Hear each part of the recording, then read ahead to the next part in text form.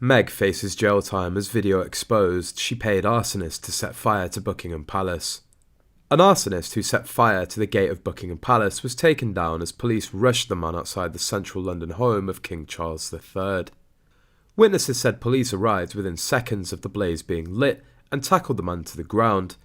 In the video, police can be heard telling the man to get on the floor, get down and stay down, as he's arrested. A Met Police spokesman said, shortly after 10 o'clock on Tuesday the 20th of December, a 30-year-old man was arrested on suspicion of causing criminal damage after a small fire was seen near the Buckingham Palace gates. The man has been taken into custody. The fire has been extinguished. According to the testimony, the man admitted that Meghan paid him a large amount of money to do so. The police department summoned Meghan back to the UK to clarify the incident. If true, Meghan will face a very heavy penalty for this intentional murder. Recently, Meghan Markle and Prince Harry have used their Netflix project to launch their final bid to sever all ties with the royal family, author Christopher Anderson has suggested. The Duke and Duchess of Sussex reiterated their dissatisfaction over the treatment they allege receiving whilst still senior working members of the institution. Mr. Anderson argued the docuseries now put into question whether the couple would be invited to the King's coronation next year, suggesting the pair might snub the ceremony in a final swipe at the family.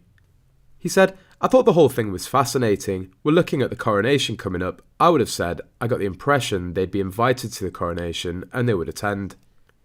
But now I'm beginning to wonder whether they would even go if they were invited. They're going a long way to really severing all ties with the royal family.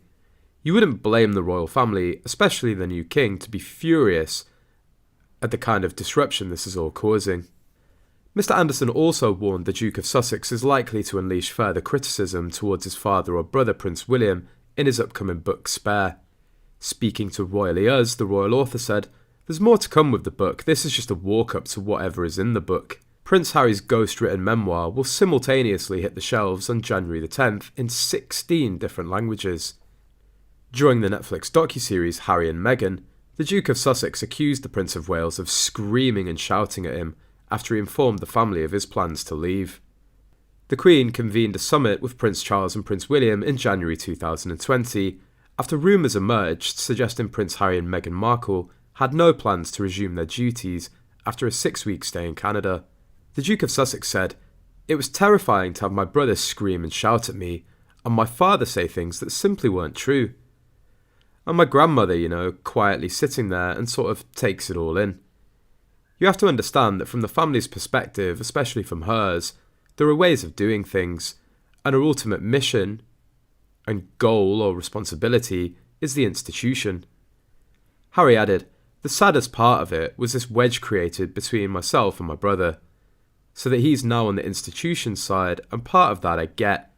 I understand it's his inheritance.